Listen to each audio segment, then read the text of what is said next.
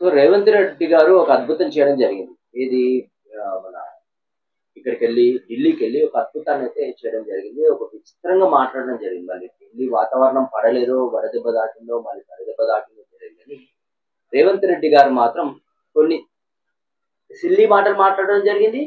కొన్ని బాధ్యత లేకుండా మాట్లాడడం జరిగింది. ఇప్పుడు ఎవరైనా సరే ఫస్ట్ ఆఫ్ ఆల్ ఏంది అంటే, ఏదైతే ఇప్పుడు లోకల్ బాడీ ఎలక్షన్‌లు ఉన్నాయో, సర్పంచ్ ఎలక్షన్‌లు. సో, గతంలో దాదాపు అయిపోయి గూడా వాళ్ళు రిజైన్ చేసి గూడా 1 ఇయర్ అవుతుంది. 1 ఇయర్ పైగా అవుతుంది. సో, ఈ సంవత్సరం పాటు పెడతాం, ఇప్పుడు పెడతాం, అప్పుడు పెడతాం, అప్పుడు పెడతాం అంటున్నారు తప్ప, ఎప్పుడు కూడా పెట్టట్లేదు. సరే పొంగులేటి శ్రీనివాసరావు గారు ఇప్పుడొచ్చేస్తది, అప్పుడొచ్చేస్తది అని ఆయన చెప్తున్నారు. సో, రేవంత్ రెడ్డి గారు ఆయన మాత్రం క్లారిటీ ఇవ్వట్ల. అయితే ఢిల్లీలో చిట్‌చాట్‌లో ఉన్నప్పుడు ఏదైతే మీడియా వాళ్ళతో మాట్లాడుతూ మరి లోకల్ బాడీ ఎలక్షన్‌లో సర్పంచ్‌ల పరిస్థితి ఏందని, ఇప్పట్లో మేము పెట్టము. అంటే ఎందుకు పెట్టమంటున్నారు? సో, పోనీ అధికారులు రెడీ లేరా అంటే, అట్లా కాదు. అధికారులు రెడీ ఉన్నారు. కలెక్టర్‌లు రెడీ ఉన్నారు. దానికి సంబంధించిన బాక్సులు రెడీ ఉన్నాయి. ఓటింగ్ ఏయడానికి బాక్సులు రెడీ ఉన్నాయి. పేపర్‌లు రెడీ అయ్యే సిట్యుయేషన్‌లోనే ప్రింటింగ్ అంతా రెడీ ఉంది. మరి ఎందుకు ధైర్యం రావట్లేదు? ఎందుకు ఏయట్లేదు అంటే ఆల్రెడీ సుప్రీం కోర్ట్‌లో, హైకోర్ట్‌లో కూడా దీని మీద ఒక పిటిషన్ ఉన్నది. మీరు ఏదైనా సరే ఈ సెప్టెంబర్ కదా! ఈ నెల. ఈ నెల 30వ తారీఖు కల్లా మీరు కంపల్సరీ ఎలక్షన్‌కి పోవాల్సిందే అని హైకోర్ట్ కూడా డిక్లేర్ చేయడం జరిగింది. అంటే నిర్ణయించడం జరిగింది. అయినా సరే వీళ్ళు దాన్ని అంటే తప్పుదారి పంపించడమో, లేదంటే హైకోర్ట్ అటు కోర్టులకు కూడా మర్యాద ఇయ్యకపోవడము, అంటే జడ్జిలకు మర్యాద ఇయ్యకపోవడము, లేదంటే న్యాయ వ్యవస్థ మాకెంత అన్నట్టు ఫీల్ అవుతున్నారు ఈ కాంగ్రెస్ నాయకులైతే, కాంగ్రెస్ ప్రభుత్వం అయితే. మొత్తానికి చూసుకుంటే ఇప్పుడు ఏమవుతుందంటే ఎలక్షన్‌కి ఎళ్ళాలి అంటే ఎళ్ళకుండా ఆపాలని వీళ్ళ ఆలోచన. ఏ ప్రభుత్వమైనా సరే ఎంత తొందరగా ఎలక్షన్‌లకు పోతే అంత ఫేవర్‌గా ఉంటది మనకు. చిటికలో పనైపోతది. సో తొందరగా ఎళ్ళాలి అని అధికార పక్షం అంటే, ప్రతిపక్షం మాత్రం బేసిక్‌గా ఏమంటది, "లేలే ఇప్పుడొద్దు ఇంకొన్ని రోజులు, ఇంకో 2 నెలలు, 3 నెలలు టైం ఇయ్యండి మాకు కొద్దిగా టైం పడుతుంది" అది ఇది అని ప్రతిపక్షం అడుగుతది. కానీ ఈడ విచిత్రంగా తెలంగాణలో ఏం జరుగుతుంది? ప్రతిపక్షాలేమో స్థానిక ఎలక్షన్‌లు పెట్టండి అని ప్రతిపక్షాలు చెప్తున్నారు. అధికార పక్షమే ఇప్పుడు పెట్టము అంటున్నారు. ఎందుకు? మరి అధికార పక్షం బేసిక్‌గా ఎందుకు ఇప్పుడు ప్రతిపక్షంలో ఉన్నోళ్ళు మాకు కొద్దిగా ప్రచారం చేసుకోవడానికి గాని, లేదంటే ఇంకేదైనా పంచుకోవడానికి గాని, ఏదైనా ఇవ్వడానికి గాని ఇబ్బందిగా ఉంటది కాబట్టి, మాకు కొద్దిగా గడువు కావాలి మీరు సడన్‌గా పెట్టొద్దు అని అటు ప్రతిపక్షాలు చెప్తారు. మరి ఏదైతే అధికార పక్షంలో ఉన్నోళ్ళు ఏమంటారు? ఇప్పుడైతే మన చేతిలో ఉంటది. కలెక్టర్లు మన చేతిలో లేదంటే లా అండ్ ఆర్డర్ మన చేతిలో ఉంటది. సో, అందరూ మనోళ్ళు ఉంటారు కాబట్టి, యంత్రాంగం మన చేతిలో ఉంటది కాబట్టి, మనం చెప్పినట్టు ఇంటారు కిందోళ్ళు. సో, మనం డబ్బులు పంచొచ్చు. ప్రచారాలు ఇష్టం వచ్చినట్టు చేయొచ్చు. ఏ టైం వరకైనా చేయొచ్చు అని ఒక ఆలోచనలో ఉంటారు కాబట్టి, అధికారంలో ఉన్నోళ్ళు ప్రతి ఒక్కరు కూడా ఎలక్షన్ పెట్టాలనే ఆలోచిస్తారు. మరి రేవంత్ రెడ్డికి ఎందుకంటే, మనం జై తెలంగాణ అంటే రేవంత్ రెడ్డి నై తెలంగాణ అన్నాడు కాబట్టి, అది ఇష్టం లేదేమో. తెలంగాణలో ఇంకా రాష్ట్రమే కాదు, జిల్లాలే కాదు, మొత్తం మండల స్థాయిలో, విలేజ్‌ల స్థాయిలో కూడా, గ్రామ స్థాయిలో కూడా నాశనం కావాలని చూస్తున్నాడేమో గాని, అందుకనే మేబీ ఇంకా లాగ్ చేస్తున్నట్టున్నాడు. సో, నాకు తెలిసి ఇప్పట్లో ఇక ఎలక్షన్ రావు. సర్పంచ్ ఎలక్షన్ రావు. నాకు తెలిసి 2026లో జనవరిలో, ఫిబ్రవరిలో పెట్టే ఛాన్స్ ఉంది. అప్పటి వరకైతే పెట్టరు. ఏదో కాలయాపన చేస్తుంటారు. మరి హైకోర్ట్ సీరియస్ కావడంతోనే ఏం చేసిందంటే, మేము బీసీ రిజర్వేషను అటు గవర్నర్ గారికి పంపియడం జరిగింది. అక్కడి నుంచి రాష్ట్రపతికి పోయింది. అక్కడి నుంచి ఇంక మాకు కన్ఫర్మేషన్ రాలేదు. అందుకని మేము ఆపుతున్నాం. అంటే ఇది మళ్ళీ తర్వాత ఆర్డినెన్స్ కూడా గవర్నర్ గారికి పంపించాం. అక్కడి నుంచి రాష్ట్రపతి గారికెళ్ళింది. అక్కడి నుంచి ఇంక రాలేదు మాకు. అందుకనే మేము సర్పంచ్ ఎలక్షన్ జరపలేకపోతున్నాం. జరపము కూడా అదొచ్చే వరకు కూడా జరపము అని అన్నారు. సరే మంచిది. అయితే గతంలో రేవంత్ రెడ్డి గారు ఏం మాట్లాడారో ఒకసారి విందాం. ఏం మాట్లాడారంటే రాహుల్ గాంధీ గారు వస్తేనే పార్లమెంట్‌లో అంటే రాహుల్ గాంధీ ప్రైమ్ మినిస్టర్ అయితే మన ప్రధాని అయితేనే ప్రెసిడెంట్ అయితేనే మనకు ఏది ఈ బీసీ డిక్లరేషన్ అనేది బీసీ అమలు జరుగుతుంది. బీసీ వర్గీకరణ అమలు జరుగుతుంది. అప్పటి వరకు జరగదు అని అన్నారు. అది ఈ నాలుకనే కదా అన్నది రేవంత్ రెడ్డి గారే కదా! మరి ఇప్పుడేమంటున్నారు బీసీ రిజర్వేషన్ మాకు కన్ఫర్మ్ అయ్యే వరకు మేము ఎలక్షన్ పెట్టము. సో ఇప్పట్లో ఇంకొక 4 ఏళ్ళు, 3 ఏళ్ళు ఉంది కదా! ఏది సెంట్రల్‌లో ఇప్పుడు ఎంపీ ఎలక్షన్‌లు అయితే ఇప్పట్లో లేవు. 3, 4 సంవత్సరాలు కంపల్సరీ పట్టాల్సిందే. మళ్ళీ ఇక్కడేమంటున్నారు మాకు మాకు బీసీ కన్ఫర్మ్ అయ్యే వరకు మేము బీసీ రిజర్వేషన్ కన్ఫర్మ్ అయ్యే వరకి మేము ఎలక్షన్‌కి పోలేము అని అంటున్నారు. మరి ఇక్కడ ఆల్రెడీ రాహుల్ గాంధీ వస్తేనే బీసీ వర్గీకరణ అవుతది అని చెప్పింది మీరే రేవంత్ రెడ్డి గారు. మళ్ళీ ఇప్పుడేమంటున్నారు ఇక్కడ హైకోర్ట్‌లో మాత్రం అది కన్ఫర్మ్ అయ్యే వరకు మేము చేయము. అంటే నేను కొడతా ఉంటా నేను కొట్టినట్టు చేస్తా నువ్వు ఏడ్చినట్టు చెయి. నేను కొట్టినట్టు చేస్తా నువ్వు ఏడ్చినట్టు చేయాలి. అంటే ఇదంతా ఒక డ్రామా. మీకు అర్థమవుతుందా డ్రామా. ఎందుకు అంటే వీళ్ళు గ్రామ స్థాయిలో సర్వే చేయించుకున్నారు. ఇప్పుడు ఆల్రెడీ 10 ఎమ్మెల్యేలు, ఒకటి మన జూబ్లీ హిల్స్ ఎలక్షన్ అక్కడ బైపోల్ ఇక్కడ అంతటా కూడా సర్వే చేయించుకుంటే అంతటా కూడా సున్నా అని చెప్పలేం గానీ డిపాజిట్లు కూడా వచ్చే పరిస్థితుల్లో లేరంట. సో ఇలాంటి సిట్యుయేషన్‌లో డిపాజిట్లు కూడా లేని సమయంలో ఇప్పుడు మనం ధైర్యం చేసి సర్పంచ్ ఎలక్షన్‌లకు పోతే మనకు భారీ ఎత్తున దెబ్బ పడతాయని అంటున్నారు. బేసిక్ గా సర్పంచ్ అంటే ఈ పార్టీ ఆ పార్టీ చూడరండి, పర్సన్ ని చూస్తారు. ఈ పర్సన్ చేయగలుగుతారు లేదా అని మాత్రం చూసి ఓటేస్తారు. కాంగ్రెస్ మీకు ఎమ్మెల్యేకి వచ్చే కల్లా ఉన్న ఊర్లో జనాలు కూడా అటు కాంగ్రెస్, బీఆర్ఎస్, బీజేపీ అని ఉంటారు తప్ప నీకు ఏదైతే ఈ స్థానిక లోకల్ బాడీ ఎలక్షన్లు వస్తాయో అప్పుడు మాత్రం అటు బీజేపీ సంబంధం లేదు, కాంగ్రెస్ సంబంధం లేదు, బీఆర్ఎస్ సంబంధం లేదు, టీఆర్ఎస్. సో అందరూ కూడా ఆ వ్యక్తికి వెయ్యాలి, ఆ వ్యక్తి మంచి చేస్తారు అనుకుంటున్నా ఆ వ్యక్తికి వేయడం జరుగుతుంది. అంటే ఇలాంటి సిచ్యువేషన్ లో రేవంత్ రెడ్డి గారు మాత్రం చేతులు ఎత్తేయడం జరిగింది, మేము చెయ్యలేము.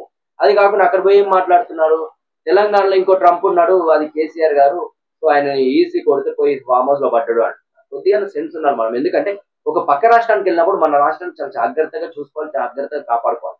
గతంలో మీరు చెన్నైకి వెళ్ళినప్పుడు కూడా, తమిళనాడు వెళ్ళినప్పుడు కూడా మీతో పాటు ఇటు కేటీఆర్ గారు కూడా రావడం జరిగింది. సో మీరు మాట్లాడింది అది నిజమా కాదా తప్ప అని పక్కన పెట్టుకుంటే, సో 100% మా సీఎం రేవంత్ రెడ్డి గారు మాట్లాడింది కరెక్ట్ అని సపోర్ట్ చేయడం జరిగింది. అది సంస్కారం, గొప్పతనం, మంచితనం అది.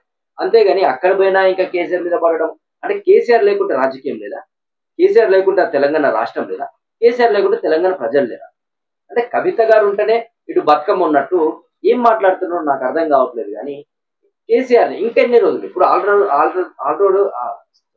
Already 2 years కాబోస్తుంది. ఏది రాష్ట్రం మన బీఆర్ఎస్ పోయి కాంగ్రెస్ వచ్చి కూడా 2 years కావచ్చు. ఇంకా 2 సంవత్సరాలు కూడా కేసీఆర్ ఇట్లా చేసిండు, కేసీఆర్ అట్లా చేసిండు. అరే బాబు అదెందుకు, కేసీఆర్ ఇట్లా అట్లా చేసినందుకే కేసీఆర్ ని పక్కన కూర్చోబెట్టడం జరిగింది కొన్ని కారణాల వల్ల.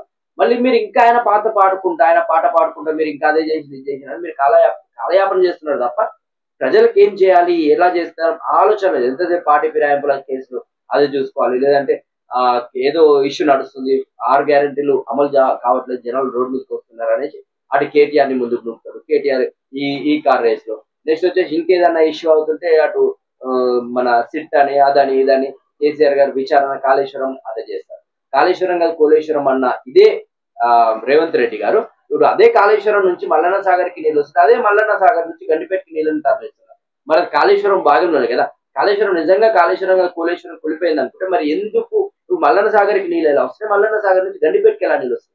ఇంకోటి ఏంది, చాలా మంది కూడా తలకే కడ పూజ చేస్తారు. విచిత్రంగా రేవంత్ రెడ్డి గారు తోకకాడ పూజ చేశారు. అంటే అక్కడ స్టార్ట్ అయ్యే దగ్గర నుంచి స్టార్ట్ చేస్తారని ఎండ్ అయ్యే దగ్గర చేయరు. సో కాకపోతే స్టార్ట్ అయింది ఒకవేళ చేయాలనుకుంటే స్టార్ట్ అయ్యే దగ్గర చేస్తారు, ఎండ్ అయ్యే దగ్గర చేస్తారు, 2 పనులు మంచి జరగాలి. ఈయన విచిత్రంగా తలకాయ వదిలేసి టోకన్ పట్టుకున్నారు. టోకన్ పట్టుకుని గోదావరి ఎన్ని రోజులు ఈరుతారో తెలియదు. మొత్తానికైతే ఏదైనా సరే చూసుకుంటే మాత్రం ఇటు భారీ ఎత్తున కుట్ర అయితే జరుగుతుంది. ఎందుకు అంటే అటు స్థానిక ఎలక్షన్లు జరపకపోవడంతో ఆ గ్రామానికి సంబంధించిన ఒక లీడర్ అంటూ ఒక ప్రథమ నాయకుడు అనేది లేకుండా అవుతుంది. లేనప్పుడు ఏమవుతుంది, వీళ్ళు ఎవరికి బాధలు చెప్పుకోవాలి, ఎవరితో పంచుకోవాలి అనేది కూడా వీళ్ళకు కూడా క్లారిటీ ఉండదు ఊళ్ళో జనాలు. అందుకనే ఇప్పుడు యూరియా సమస్య వచ్చింది. ఆ యూరియా సమస్య కావాలంటే ఒక సర్పంచ్ పోయి మాట్లాడితే ఏదో ఒక రిలీఫ్ దొరుకుతుంది. ఆ సర్పంచే లేకుండా చేస్తున్నారు మన కాంగ్రెస్ ప్రభుత్వం.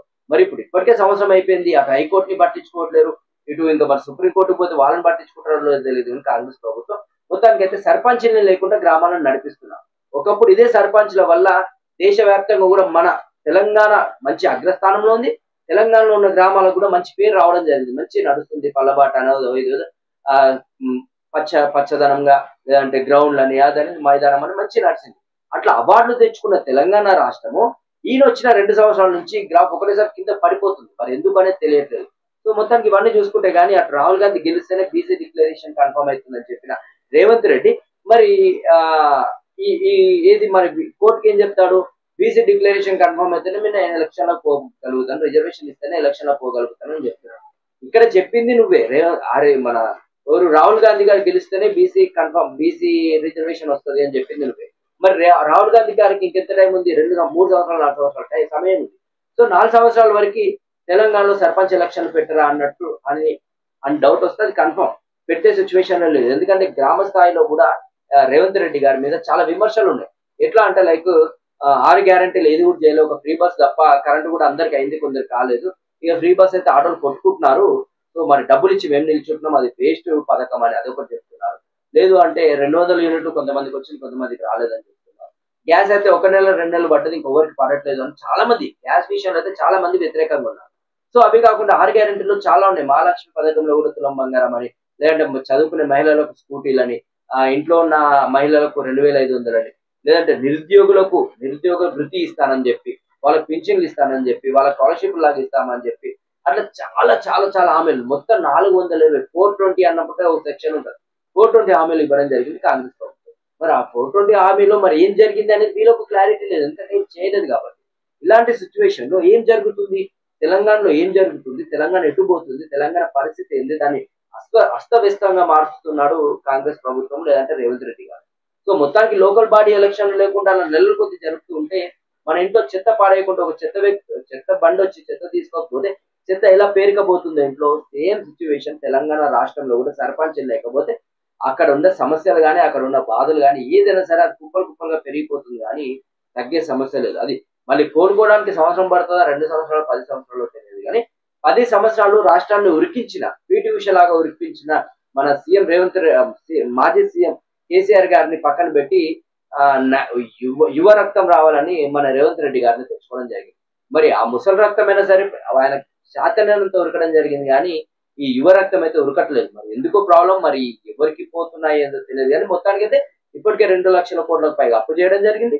మరి దాంతో ఏ సంక్షేమాలు చేశారు, ఏ ప్రాజెక్టులు కట్టారు, ఏ స్కూళ్లు బాగు చేశారు, ఏ గురుకుల పాఠశాలలు బాగు చేశారు, సో ఏ గురుకుల పాఠశాలలో, ఏ గురుకుల రెసిడెన్సీలో ఎంతమంది టాయిలెట్లు కట్టారు, ఎంతమందికి వాటర్ ప్రూఫింగ్ చేయించారు, ఎంతమందికి అలా పనిచేసే వ్యక్తులకు జీతాలు పెంచారు. అవేమిలో ఇంకోటి ఏంటంటే విచిత్రం కంటే ఆ వీడియో ప్లే చేయొచ్చో లేదో తెలియదు కానీ అక్కడ పిల్లలని ఒక పనుల్లాగా వాడుతున్నారు, ట్రిక్ చేస్తున్నారు. చదువుకునే పిల్లల్ని కూరగాయలు కొయ్యి, బియ్యం గడుగు, అలా వేసరే అంటే ఇప్పుడు ఒక రైస్ బగోనని వేసర్లేసే కర్మగాలి వాళ్ళ దరిద్రం బాగాలేక అది కనుక ఏదైనా చిన్న తూలి అంటే వాటర్ పడే అనుకో వాళ్ళ కాల పరిస్థితి, వాళ్ళ చేత పరిస్థితి, పసిపిల్లలు పసి కూనలు వాళ్ళు.